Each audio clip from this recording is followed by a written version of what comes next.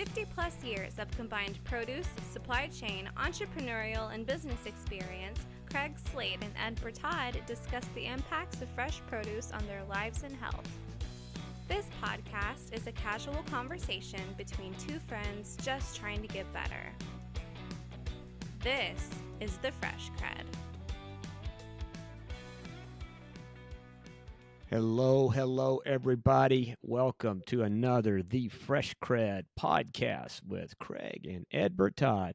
And I don't know, but if you've noticed, but we have someone new in the pod, a new face. Nick, good morning. Good morning, gentlemen. Thanks for having me on. Welcome, Nick Halaris, to the podcast. Nick is our first guest that's not in the produce industry. That's number one. And Nick, I don't think you've been through the clean eating challenge either, have you? I have not. Yeah. So Nick is from West Hollywood, California.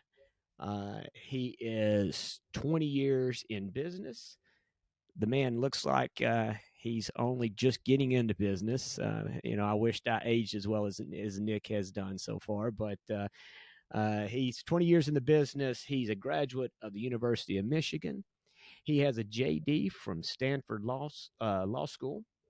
He is one of the founders, or the founder, I believe, of AH Capital, and now is a co-founder of Metros Capital. He, as I'd said, he lives in West Hollywood. I believe he's married with two young boys, 4 and 6, if I'm not mistaken. And he also writes a newsletter, which is how in the world Nick and I got connected, is through his amazing newsletter called Profit. Now, Nick, it's Profit, not The Profit, right? Or it's just just Profit, right? You know, what's interesting is it's just Profit, but people have been calling it The Profit. So like I get emails from readers or from friends. They're like, "Oh, I read another The Profit." So maybe I'll have to change the name. We'll see. Yeah. Well, so the original name of this podcast was Fresh CrEd, and I think it was Ed that added the into the Fresh CrEd, which, like I say, it works well. I originally I thought Fresh CrEd was nice and short, and we could go with that, but the's kind of a nice addition. And I know everything I've been sending you says The Profit, so that's why I was asking. So Yeah, like when we were really struggling to come up with a name for it, and we talked about the idea of the double sounding word of profit. Somebody writing about the financial markets, trying to produce profit, but kind of forecasting the future.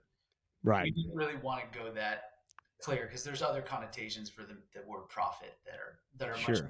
much more serious, and we didn't want people to think that I thought I was some kind of actual prophet. Thought you were The Profit, right? Yeah, there's a little bit of a risk with that. I get you. That's fair enough. But Yeah. and Yeah. for sure that would be bold. So, and and everybody, like I say, this is soup. Which I personally am thrilled to have Nick here on the pod.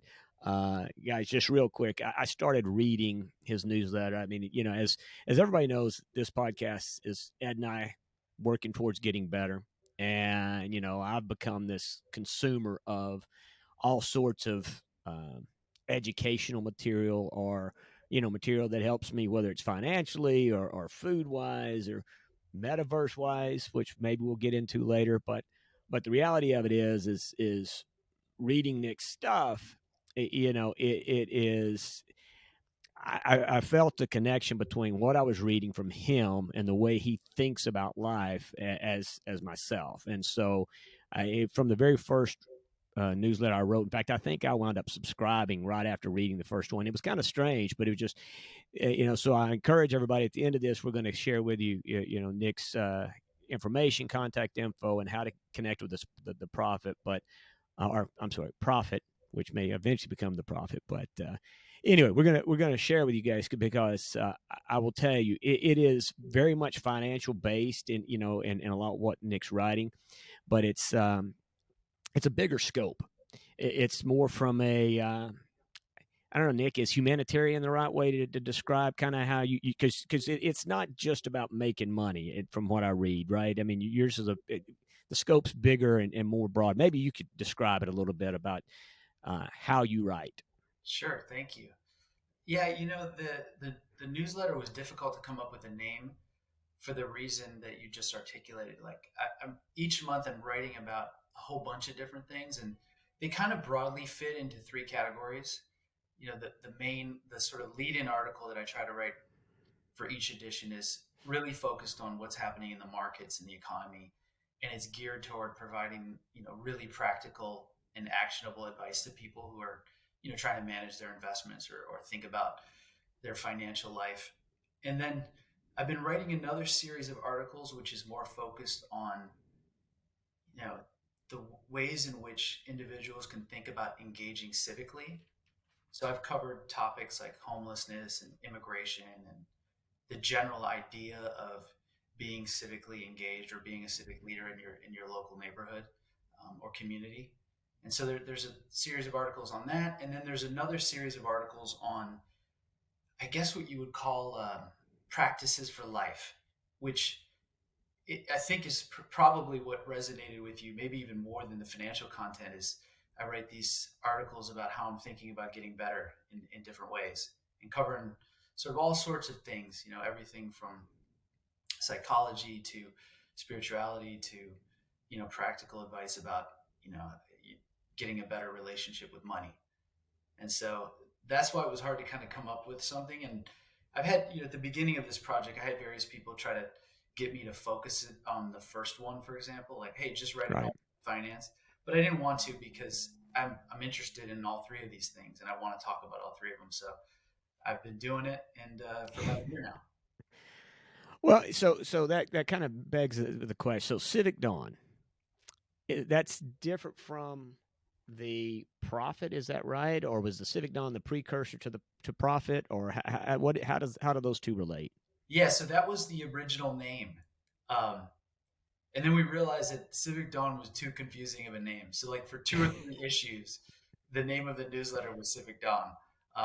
Okay. Yeah, the whole newsletter project kind of came out of a couple different things I was doing in my life. One is for about 20 years, like essentially since I became an adult, I've been writing a journal with pretty relative frequency, like every day or every other day at the worst.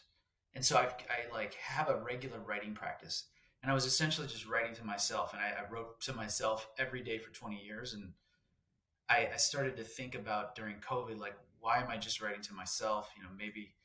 Maybe I should take this thing, which became a serious commitment in my life. I wrote for 30 minutes to an hour a day. And so I thought maybe that's something I want to share.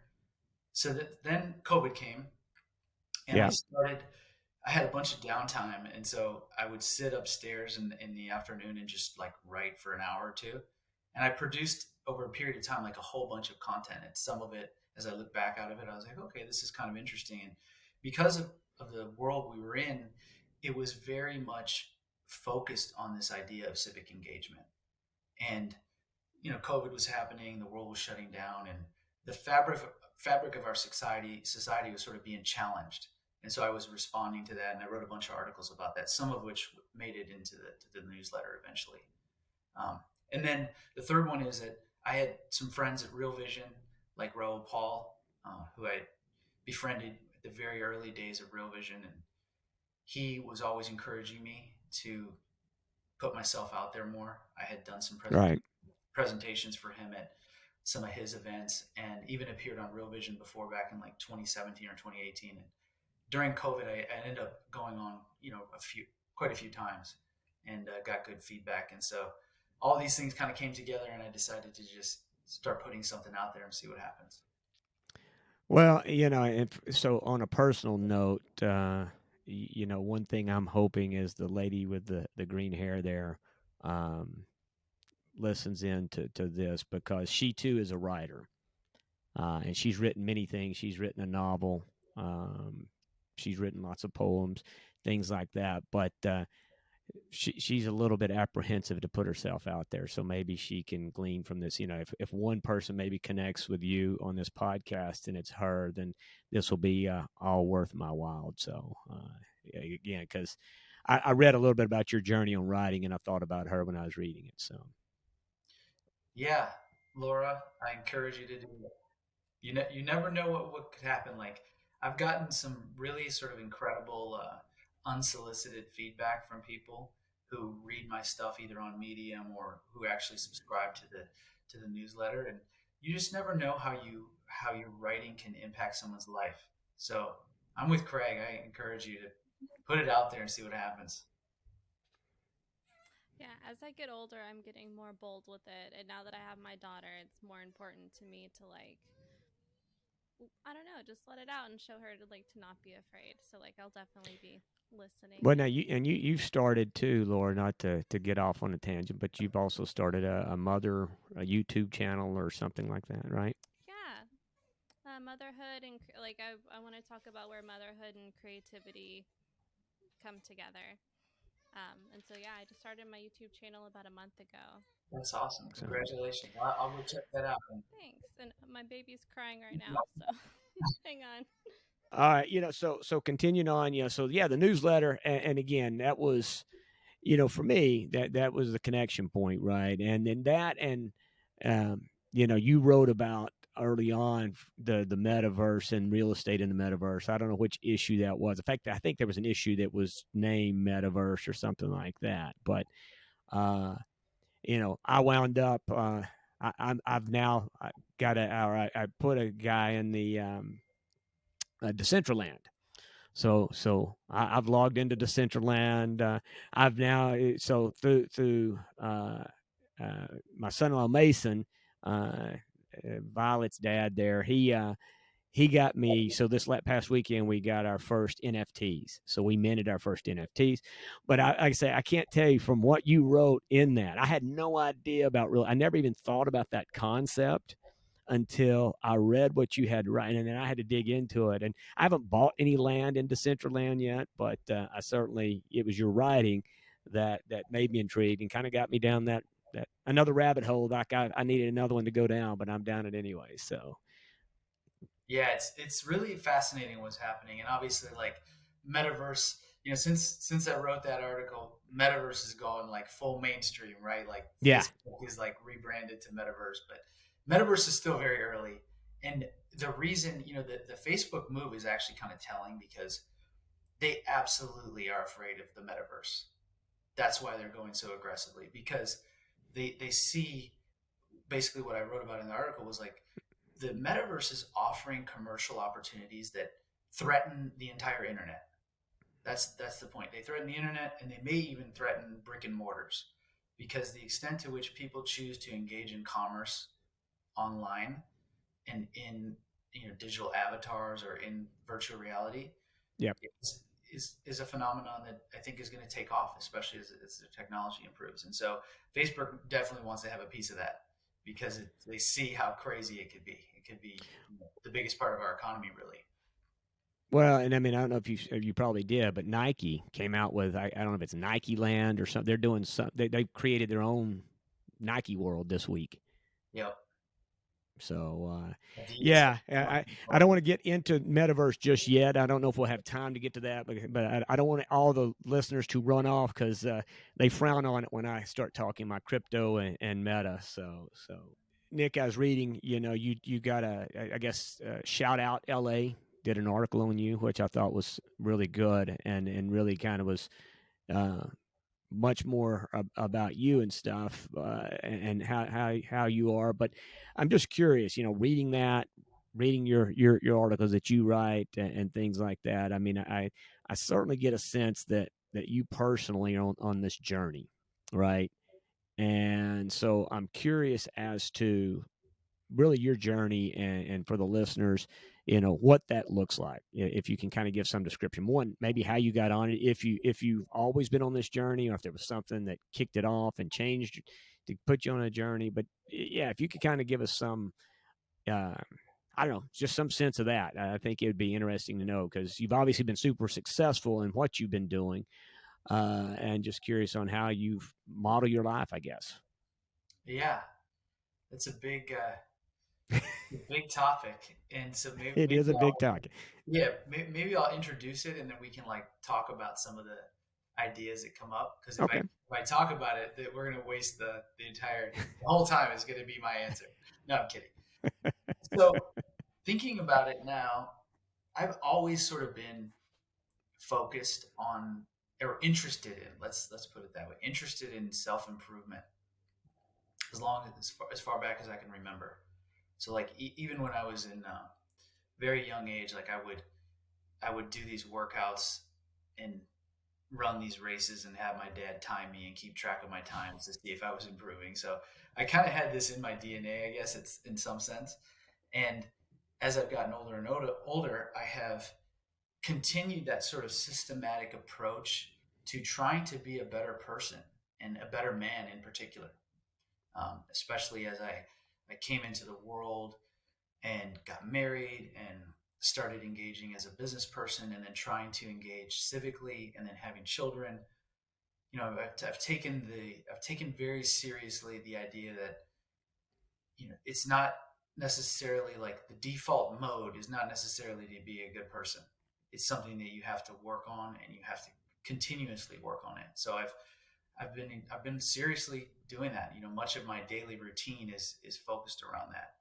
I spend more time on that probably than I do on what normal you would normally consider work, like emails and phone calls and conference calls and meetings and stuff. I spend as much, if not more, just focusing on these things that I'm trying to do in my life to be better.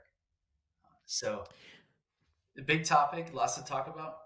Yeah, yeah. Well, I mean, one thing, obviously, you get a degree from University of Michigan. You go to law school, right? There at Stanford, yeah, which is by itself a huge accomplishment. Getting into Stanford and then getting the degree from Stanford, but you're not a lawyer.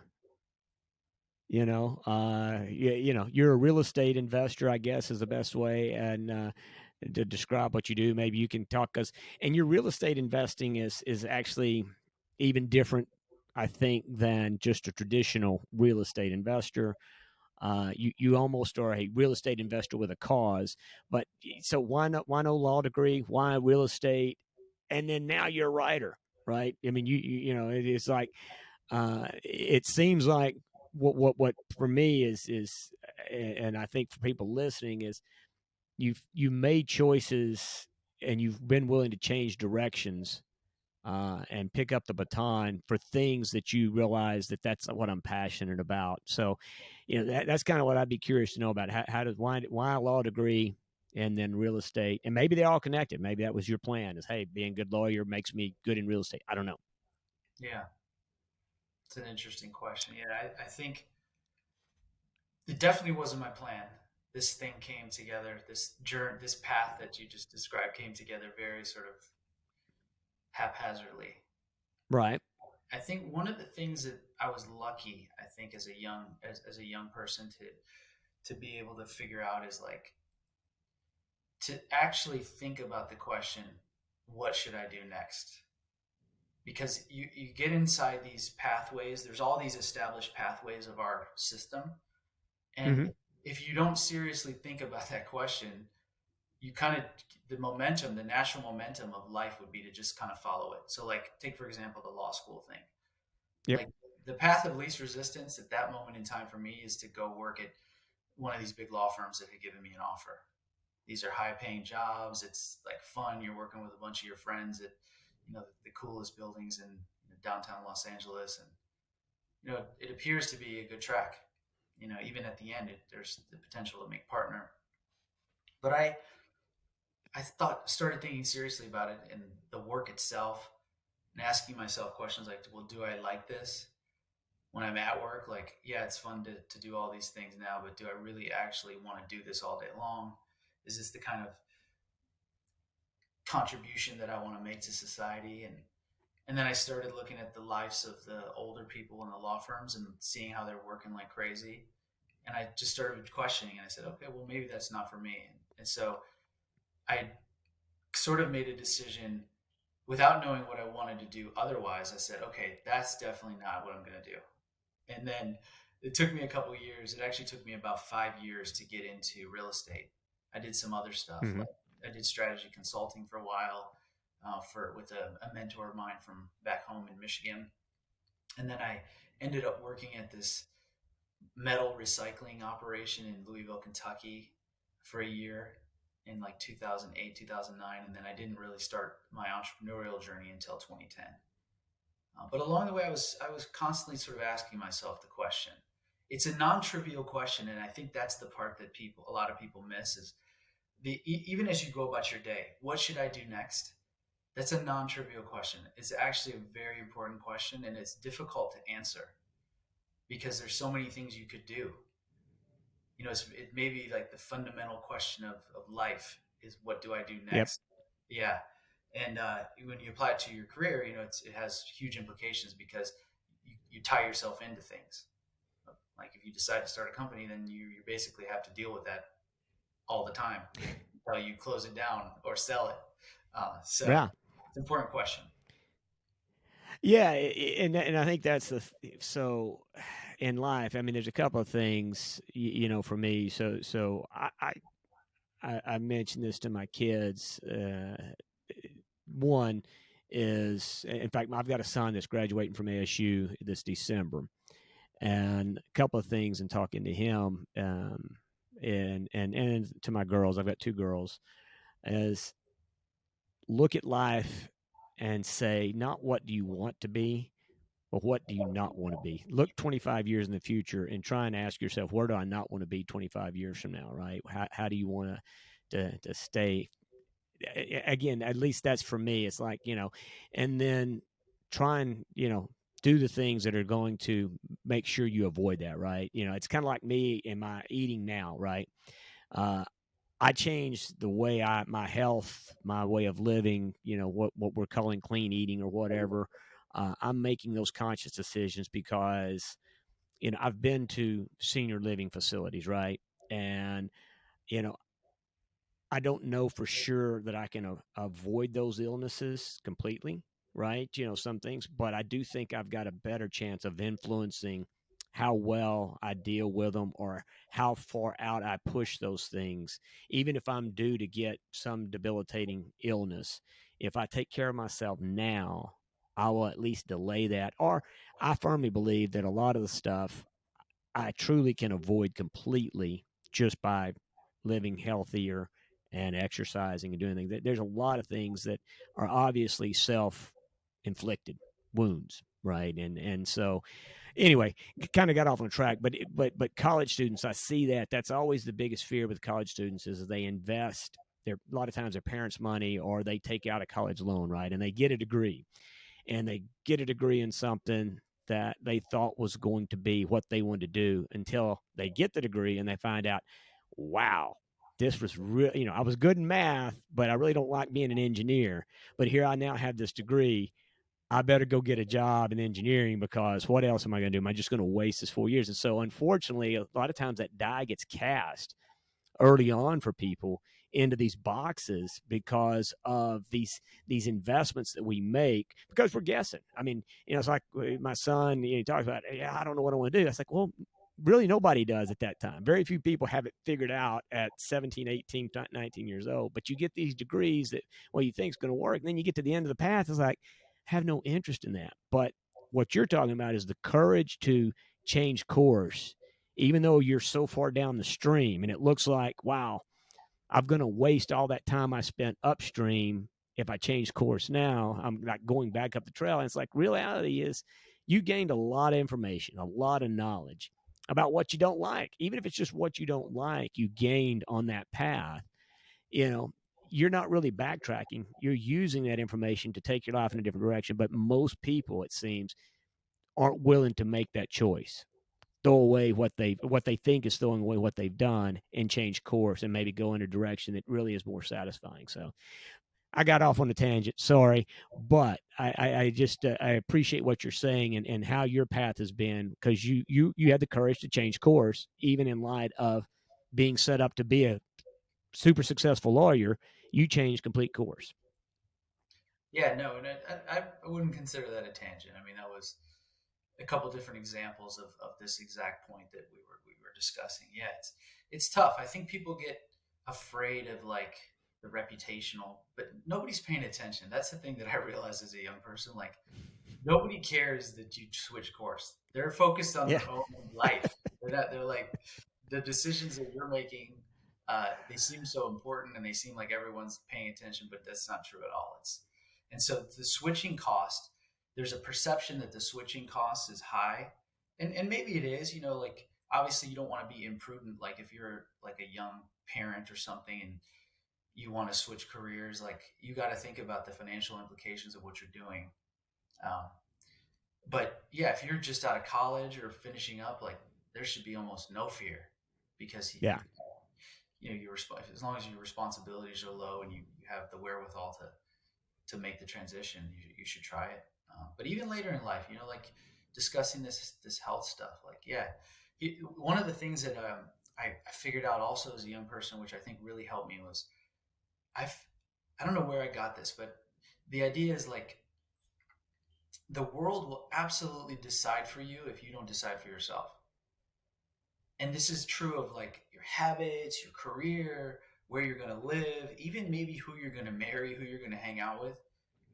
And so it's a function of stopping and bringing consciousness and awareness to all of these decisions in your life and deciding for yourself whether that's actually what you want. Yeah. It's difficult, but it really could change the nature of your life. It's not going to make you some overnight millionaire, but the quality of your day, the subjective, the way you experience the day will change dramatically just by bringing awareness to those kind of decisions.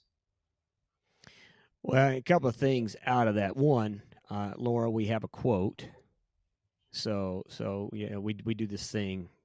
We have a quote each week, and we also have what you eat, and so we may or may not get to some of those. But I believe you said either you will decide. I don't think you said fate, but I believe something to the effect of either you will decide your fate or the world will absolutely decide your fate for you. Is that? Oh, are you quoting my poetry to me Is that right what you now? said? No, I'm saying Nick just said that. Did you say that in poetry? Yeah, I said change your life before someone does it for you. You might not like what they have in mind. There you go. That's actually That's all fascinating. right. Yeah. We're vibing like that. That's interesting. Yeah. But also on that, so along these lines, and now Peter Attia, Dr. Peter Attia, he's a Stanford grad. Now, do you know Dr. Peter Attia? Not personally, but I've followed his work and I've learned quite a bit from his work. Well, so two things. My wife, one, this whole lifestyle change where I've been at the last 5 or 6 years in this, she one attributes to me being middle-aged. Well, I was always crazy. Now I'm just middle-aged, and so I get to be officially middle-aged crazy. So the crazy part's always been part of my DNA, but now middle-aged crazy. And and the good news is I didn't pick a car or a young wife. I picked crazy lifestyle change, which has been good. But one of the things in this lifestyle change is Dr. Peter Attia, somebody that I found through Tim Ferriss, and then I found Dr. Peter Attia, and she also claims that I have a man crush on Peter Attia. Maybe I do. I don't know. But it's like, I mean, I have listened to and his podcast is like going to biology class. And it's not like I was like this super great, or involved student. I mean, I did fine in school, but I was not like a bookworm by any stretch. But man, I listen to his stuff and get educated up. So anyway, the long story to tell about, he just did a podcast with a gentleman, and I don't recall his name, but it's around habits. And again, I apologize, but it's his latest release on his podcast, and it's around habits. And he makes a comment that your decisions, right? That question that you were talking about, what am I doing next or whatever? He's like, when you make a decision, you're really voting on the person you want to be in the future, so to speak. Even the simple decisions, right? The simple decisions of what you eat this afternoon is a vote towards kind of where you want to be a year from now. Or if you choose to exercise every day, those are votes that you're placing against the person you want to be. Or if you choose the alternative. You choose not to do those things, you're ultimately voting on kind of how you want to be in the future. So I don't know. It's a great podcast to listen to for sure. And I'm going to be picking up the book and checking it out. But yeah, I mean, we underestimate the awareness of the mundane, the simple, the daily grind, if you will, and what that really means to the overall big picture that we're putting together. So Yeah, that sounds worth checking out for sure. Like, no, it is. I mean, but again, you have to. I'm kind of biased in that. So Ed, it doesn't look like Ed's going to be part of today. I think he's listening in. He can hear us, which is great. But I do want to bring up a little bit about, you know, this journey and the fresh cred and kind of what we're about. And how this kind of connects in, but it's ours has been really centered around food. We're in the produce business, and through an association, they created this contest called Clean Eating Challenge, and Ed was one of the first to commit to being in the Clean Eating Challenge, and really had a huge change across for him, health wise, but just mentally and focus, and a lot of things came into path. And for Ed through that Clean Eating Challenge, we've had the opportunity to continue that for a lot of folks. We've had a couple of different people on from the Clean Eating Challenge that have had some major changes. So I'm just curious. Are you a healthy eater, non-healthy? You talked about your day and kind of how you go through the day and how you prepare. Are you an exerciser? Do you eat healthy? Is that part of your lifestyle? And how does it play in? I mean, if it is or isn't, I mean, how does it figure into your journey? yeah, something that I definitely try to bring some consciousness and awareness to every day. I My routine is very heavily focused on getting a good start to the day and getting in an extreme some kind of extreme workout in before the kids wake up. And so I'm getting up pretty early these days. I get up at about 3:30. I drink way too much coffee, but maybe coffee's okay as part of the clean eating challenge. Maybe that's a You're not going to get any argument from Ed or I on coffee for sure. and then yeah, okay, so I do that, and then I eat what I consider a relatively healthy breakfast, like just some wheat toast and some yogurt. And then I go do this workout. I've been doing CrossFit. There's a CrossFit gym that I joined maybe 6 years ago that I can walk to. Mm-hmm. And I go a lot, probably 6 days a week. And it's a great gym. It's really fun community. And we go really hard. And I've gotten Yeah. in the best shape that I've ever been, even though I'm getting older now. I feel like just as athletic and just as and stronger actually in many ways than I was in my 20s. And it's a really important part of my routine. And then the rest of the day, I'm a pretty good eater, but on the weekends, like I'll eat kind of bad. I'll have desserts and stuff at night with the kids because like we do like Friday fun day with the kids and get ice cream. I always partake and probably eat too much, but overall, it's probably decent. It does get easier when you're older and you don't have kids. I will say that. And my kids, the crazy thing is we had so my wife's always been really conscious about health and trying to take care of yourself, and she really fought against me because I was not always on this journey. I can assure you, my kids were like thankful. I used to have a refrigerator at my office.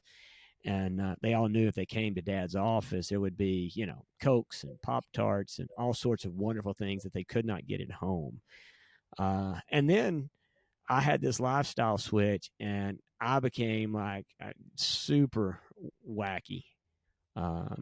Whereas, now the kids, they don't like to be around me because I'm talking about Brussels sprouts and how you prepare those, and you shouldn't be eating that, and so it's we've flipped the script here at the Slade household in terms of who's eating better and who's trying to watch their health. So Nice.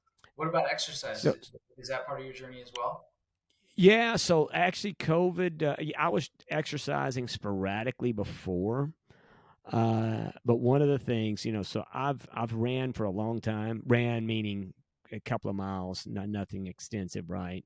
Um, but I've not been consistent, and frankly, I used to say I never felt like I got any better. I always felt like every day I ran was like the first day I ever ran. I mean, to me, it seemed like I was not getting anywhere.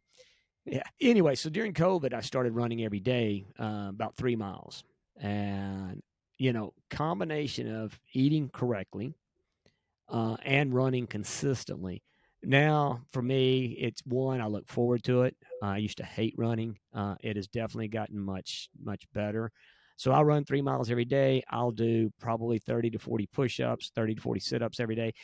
I have to have something that, time wise, for me, my day doesn't start at 3:30, but usually 4:45, 5 o'clock, I'm up, and I try and get my workout in first thing in the morning. I've got a meditation routine that I go through, prayer, running. There's this whole routine that I try and do in the morning. And again, building this routine is completely different than how my life once was.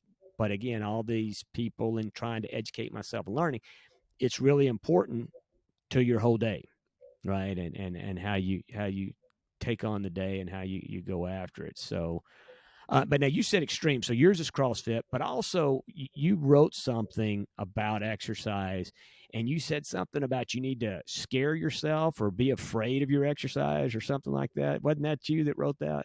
I did write it. It was a few months ago now, but I wrote a piece in the newsletter about how if you if you can get yourself to push it to a certain edge of performance where you kind of feel nervous, there's interesting things that happen to you, not only physiologically but psychologically. Like I'm convinced that like something's happening in your brain that is maybe similar to what let's say you like studied the brain chemistry of like a really seasoned Buddhist meditator. Mm-hmm. Like I'm slightly convinced that like something similar like that is happening in these workouts because they get to be so difficult physically that you have to achieve the same sort of goal that the meditators are trying to achieve, which is where you sort of lose consciousness of yourself and you're just doing what you're doing and moving beyond sort of the ego's grip on your whole being. And that I've found that happening to me. If I go to a certain point where my heart rate is high enough and the workout is challenging enough, and what happens afterward, what's interesting is that you get this sort of runner's high, which people are familiar with, which is a physiological impact. Which I don't think I've ever ran long enough to get that high, to but get that I'm sure it happens. I just don't run long enough to get there. yeah. And then you also get, I've noticed now that I've been focused on creativity, like all kinds of ideas come to me that I didn't even know I was thinking about. So I'll be walking home from the gym, which is about like a 7-minute walk, and Mm-hmm. like the whole paragraphs will just come into my mind. I'm barely even conscious of what's happening, and then I'll go home and I'll write them down. And so it's been, been experimenting that now for just over a year, and I'm convinced that something interesting is happening. Well, so something in that, so at 50, I decided I'd take up snowboarding so I could ski, but I've got like I said, a son. He's graduating ASU this year, but at that time, obviously much younger. And I'm not going to go into the whole snowboarding story. I will simply get to this point: is snowboarding is an intense workout, and it is. I would not recommend anybody unless you're ready to really try and learn it and put up. I mean, it's super painful to learn. It's super painful even after you do learn, to try and do it. But I tell people there is no place at any time I'm more focused than when I'm on that snowboard, because at any moment, one false move and you're down. I mean, it is. And so in that article that you wrote, you talked about the workout and getting you to a point where you're so focused that nothing else, you don't see anything else. It's the one place I found in life is on the back of that snowboard. It's the only time I cannot think about work or problems or anything. All I'm worried about is not falling. Yeah. and trying to make sure I'm doing it right. So I could appreciate what you were writing about in that article to some extent from that.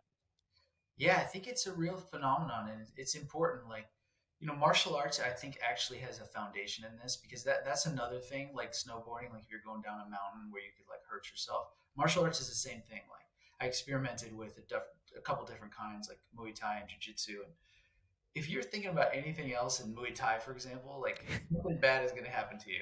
You're going to Yeah. get hit and it's not going to feel good. And so it brings about the same kind of intense focus, which gets your mind, like all the chatter that's happening in your mind about your to-do list and the things that are concerning you, it just goes away. And that's exactly what is supposed to happen in meditation too. Yeah. If you get really good at meditation, you can get to the same point. And it's fascinating that those two paths are available at any moment. You know, if you're struggling with meditation, go work out really, really hard and do something slightly challenging like snowboarding or boxing or Muay Thai, and you'll get there. Yeah, and that's, like I said, it's a good point. And I tell, and Ed and I talk about this. I mean, of the different things that I've added to my repertoire, meditation is probably the one that I think has had the most impact. Not the meditation. Obviously, it's a practice, but it's the application of it that you start to recognize in your everyday life and in what you're doing, and just the sheer fact of being aware, because you're talking to a guy that being present is not regular for me, and that's one of the things I look back on being a dad. I was there. I guess Laura could comment, but being present in the moment, right? I'm always kind of that guy looking to the future, and sometimes ruminating about the past, kind of a deal, and how wonderful. So being present is something that I think is, from this journey that I've been on, I probably starting to learn about and appreciate the moments that I have with my family, my kids, my grandkids. Meditation by far is the best thing I've done. Nick, I mean, I don't know, for you, but I mean, for me, yeah, you got to feel good, and eating and exercising makes that much easier to feel good if you eat correctly and you exercise. People don't realize it until they make that switch. So Yeah, it's like incredibly important, right? It's yeah, very difficult to be present. It's very difficult to actually try to answer that question that we just discussed earlier of like, what do I do next? If you're yeah, just not feeling right, like even if you just, let's say you don't have like a chronic situation like Ed had, even if you just drink too much, and then you're the next day you're kind of feeling down, and you're like trying to be present with your kids or something, it's makes it much more challenging. There's no question. But the presence is interesting. Like some of the teachers that I've been reading in my morning readings, like they basically came to the conclusion that if you can just teach somebody that first, like how to be present, the yeah. rest will take care of itself. Because the fundamental problem of life, probably, this is a big statement, but in my mind, I think it might be true. The fundamental problem of life is automatic thinking. And so basically, for some reason, we have evolved to where the default mode of our brain is to think almost obsessively, and not necessarily even in our own interest. That's what's interesting about the mind. The mind will think about all kinds of stuff without our consent, and much of it is not good for us, which is a Yep. really interesting default mode. It's fascinating. I have no idea why that any creature on Earth would evolve like that. And if you can find a way to at least even like once in a blue moon stop the automatic thinking, your life starts to improve. It's a really that's what I'm sure you're finding with the meditation is there's like some Yeah, in your brain for a little bit. beyond a shadow of a doubt that you're spot on. It's funny, and we've got this wonderful little dog, and it cracks me up because it's most everybody's dog, right? I mean, her life is, certainly it's centered around the food bowl and my wife. Those are the two things that drive her. But I can't imagine she spends a lot of time ruminating over the past. And certainly she's not building big plans for the future. The dog is in the moment. When she hears the food bowl go off, man, it's a good time. And, when she gets up in the morning, she is fired up. But when I come home, you think I've been off to war for years when I come in the house, because she is just like, hey, Dad, good to see you. It's so, but I mean, yeah, no doubt is we as, humans, it's like, we spend so much time thinking about stuff that's why it's not relevant. The only thing you've got at this moment, this time, and being present here is what's relevant. So look, I want to make sure that, like I say, I knew I wasn't going to get everything in here, but I do want to talk as we're kind of getting close on time here. So you're very much involved civically, right? And there in the LA community and Metro's capital, is and everybody, look into just exploration. I would encourage everybody to look up Metro's capital and see what these guys are doing, because I mean, you guys have an art component that you have as part of your business. Of course, you have the housing piece, but just curious from a civic leader standpoint, I'd like for you to talk a little bit about what you're doing as a civic leader, how you're out there, and realistically, within all that, what it is that you see that's potentially on the horizon, a problem, and something that, maybe the rest of us could do something to try and be a part of our community and our local area. So again, another probably a big, broad question. Maybe you can distill it down to something coherent. Yeah, sure. And I have some more time. So before I Okay. answer that, I wanted to mention one other thought that I had during the course of this conversation about the idea of the eating challenge, and tying it together. I think was something that I learned in practicing meditation and mindfulness. I think a lot of people's eating problems and drinking problems is actually related to what we were just talking about, which is sort of automatic thinking. So you sit down to eat your breakfast or your lunch or dinner or have a drink, and you don't actually even taste what you're eating. Yep. Your brain is like someplace else thinking about whatever it's thinking about. And so there's actually there's a real value to slowing down and like mindfully eating. Like there's a bunch of Buddhist teachers who write about mindful eating, but I've been trying to do it. And whenever I actually do it, I eat less. I enjoy the food more. I chew like slower. Like sometimes if I don't catch myself, like I'll eat my meal so fast it's like 3 minutes. My Yep. lunch. I'm like, oh, what just happened? I was completely unaware that I just ate this entire chicken.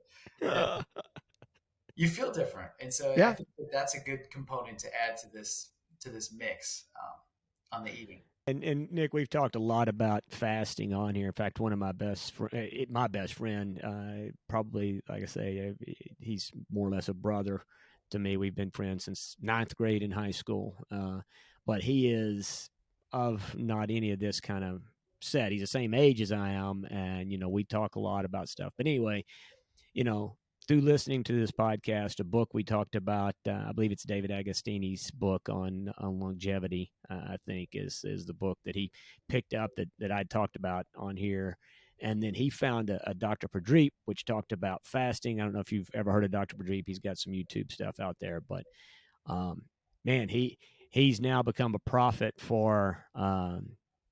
And he's tried a million different things, but it changed his health life. I mean, off of medication, no longer borderline diabetic, but really made a huge difference in his life for sure. And that's the fasting and all right. Really, it's caloric restriction. What it comes down to is caloric restriction, and then what happens to you when you don't eat for several hours, and the kind of things your body cells do to kind of clean things up. So It reminds me, like, I've been doing a lot of studying on the mystics, and the mystics got me into actually going back and reading these ancient Indian epic poems.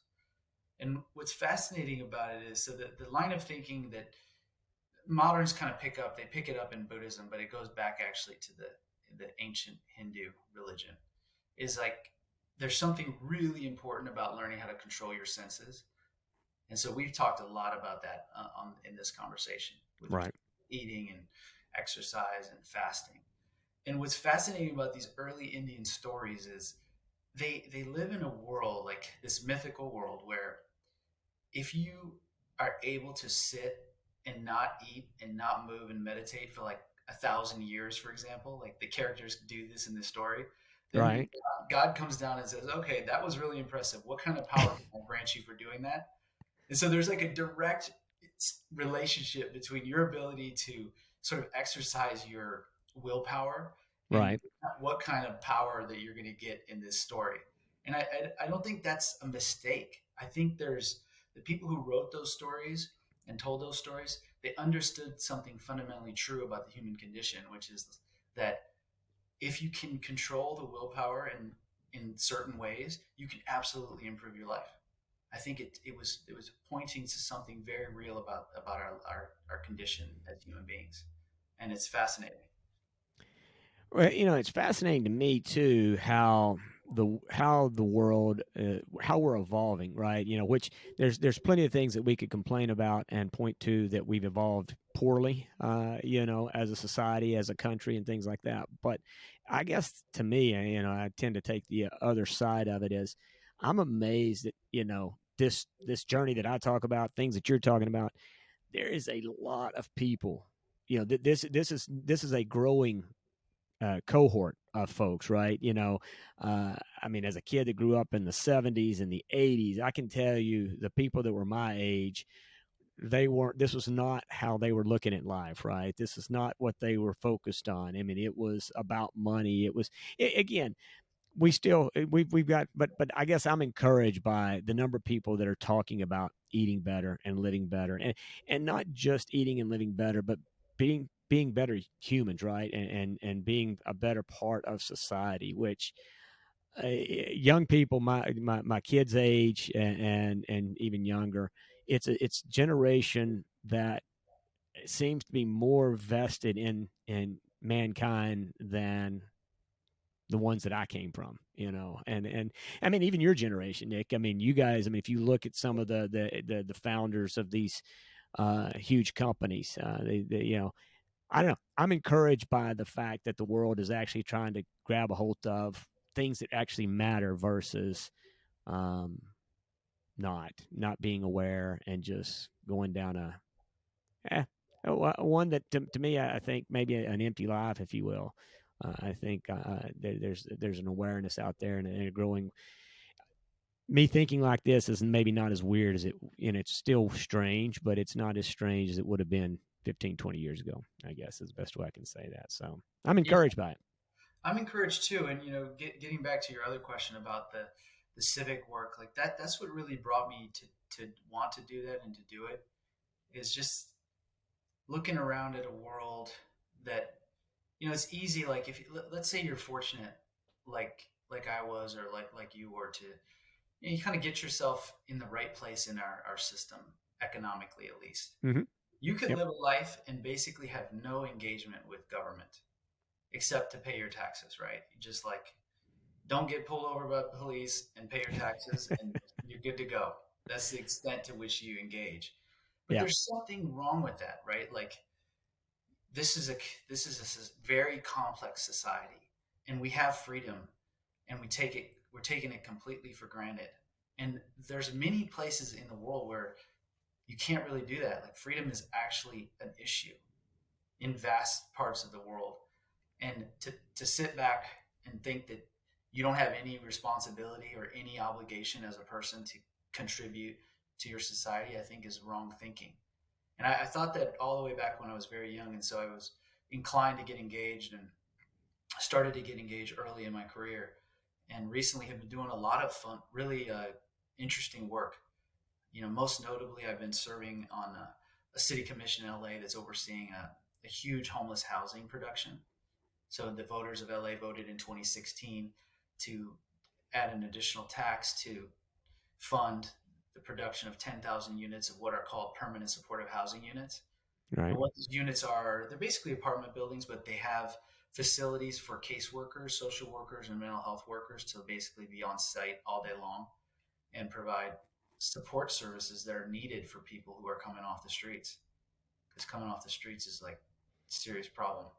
PTSD, essentially, in an extreme form, for living just a brief stint on the streets of Los Angeles.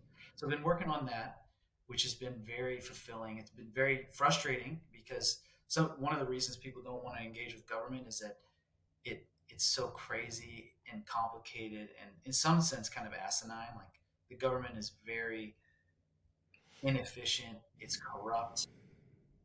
So there is some frustration, but it's also rewarding because what I found doing this work is that even though there's the vast majority of my colleagues and my peers are completely disengaged from the political process, there's like several thousand people in LA who really care. And they serve on all these commissions. They do it for free. They serve on nonprofit boards.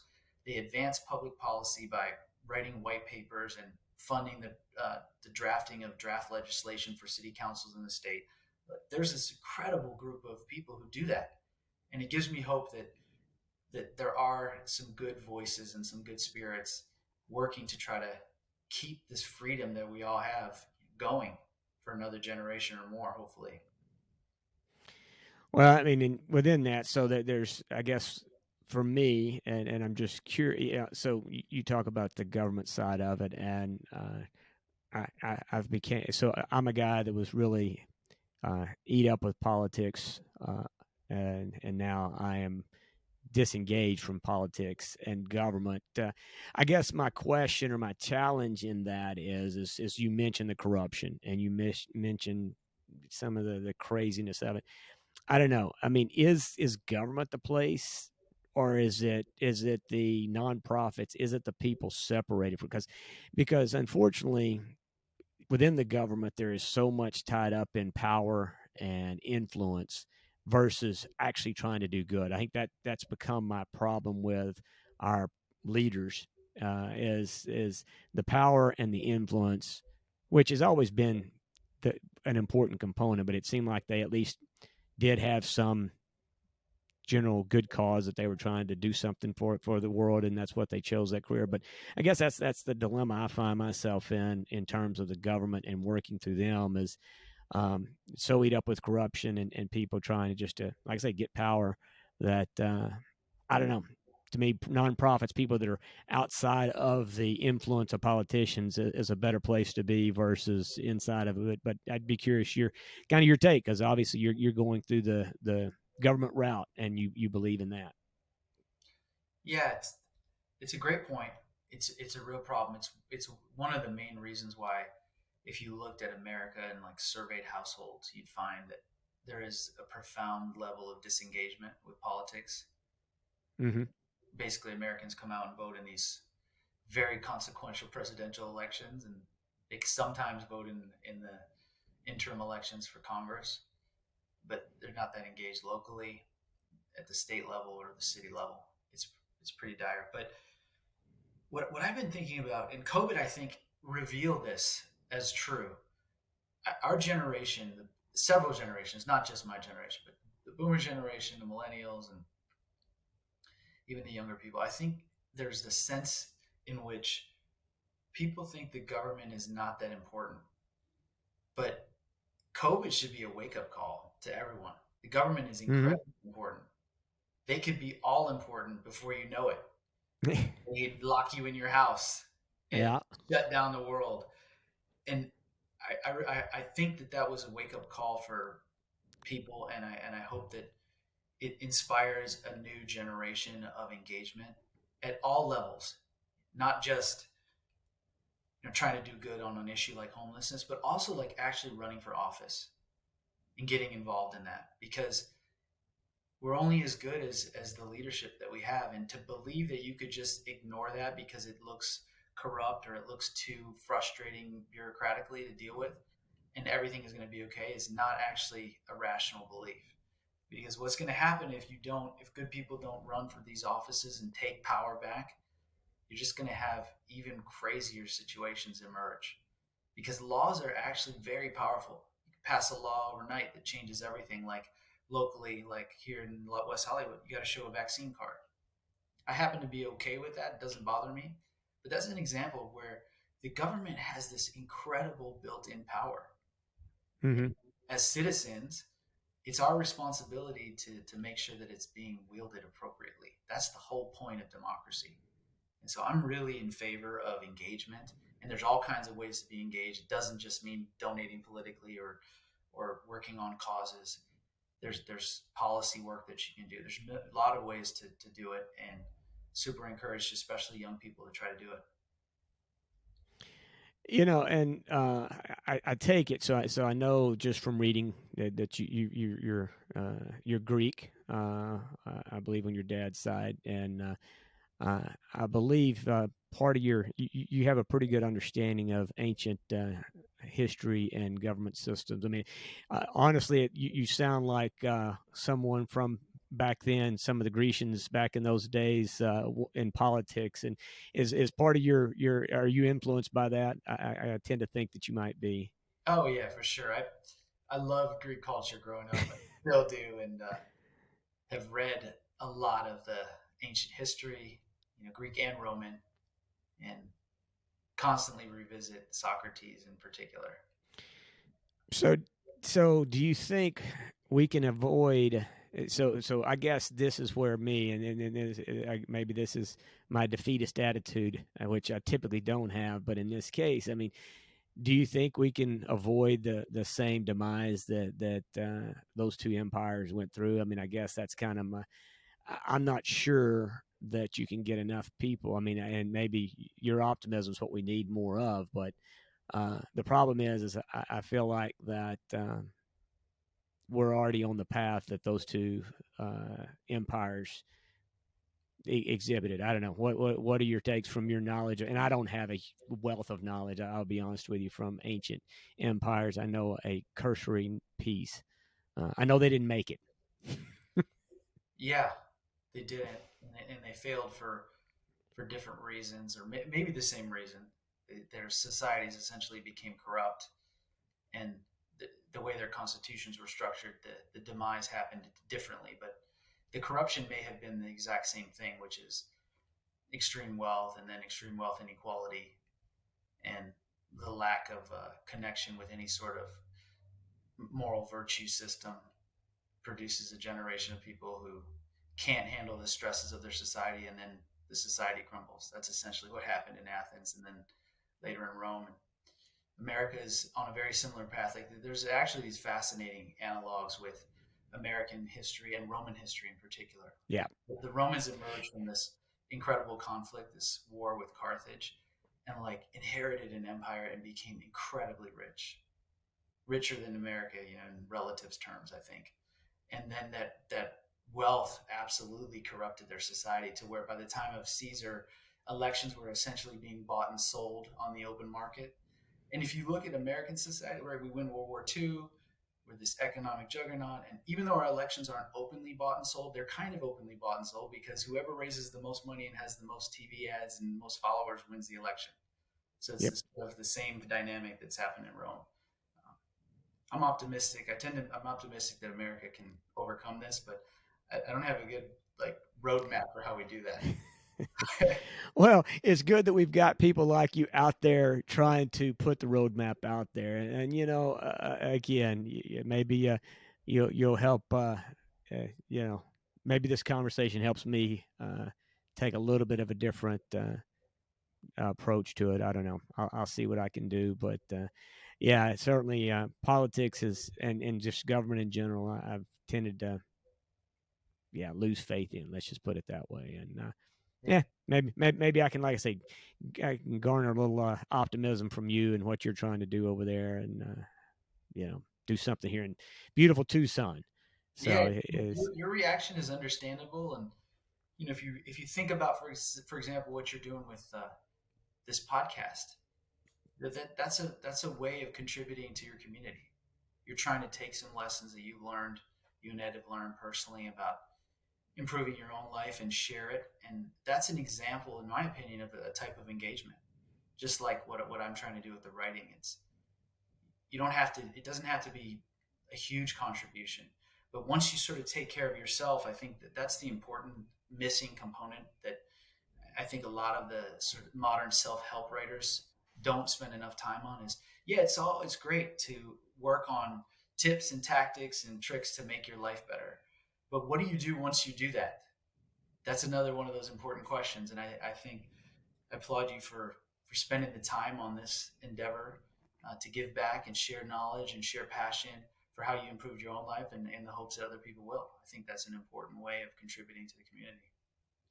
Well, I appreciate that kind of recap or your perspective as to the podcast, because at the core that's our ultimate goal is, if there's anybody that we're able to help or get improvement out of, same thing we're trying to do, right?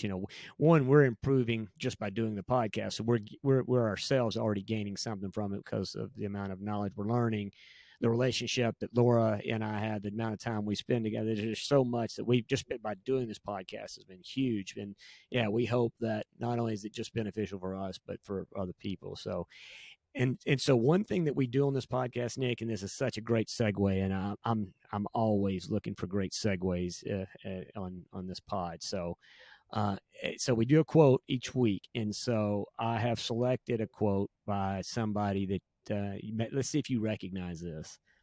And this is perfect for what we just talked about. I'm convinced that success is about more than just personal achievement and advancement.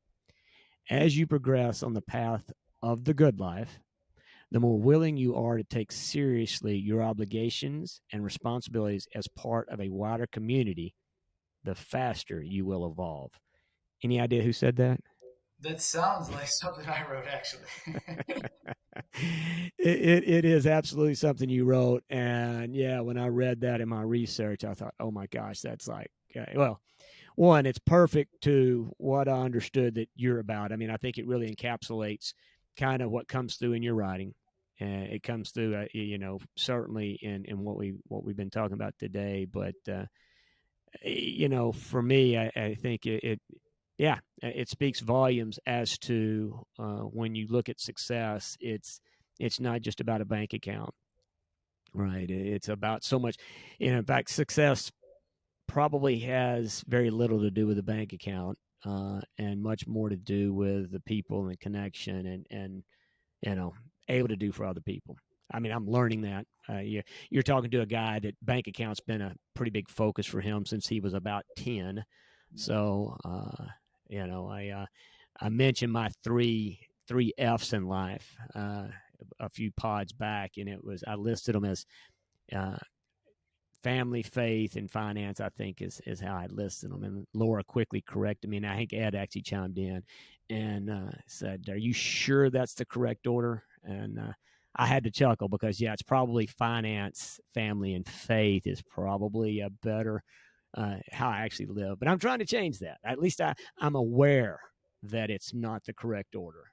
Doesn't mean I've actually come all around. But anyway, it's an awesome quote. From you for sure. And you got a lot of good stuff out there, man. I mean, I'm a fan, obviously. I really appreciate that. Thank you. So, well, look, I do want to make sure that we honor your time. You've been more than generous with the amount of time you've given us and the subject we've covered. I could keep you here for a while. I'm hoping you and I get a chance to talk further down the line and, get a chance to engage sometime, maybe grab some lunch or whatever when I'm over in LA. But I really appreciate it, Nick. And I really want to encourage everybody to take a look at whether it's your newsletter, your Twitter feed, all the different ways that you're out there, your company. But if you would tell everybody, how do they get in touch with you? I mean, I could read it, but I think you'll be better off if you do it because you actually get it correct and I don't mess it up. Sure. Yeah. Well, thank you very much for having me on your show.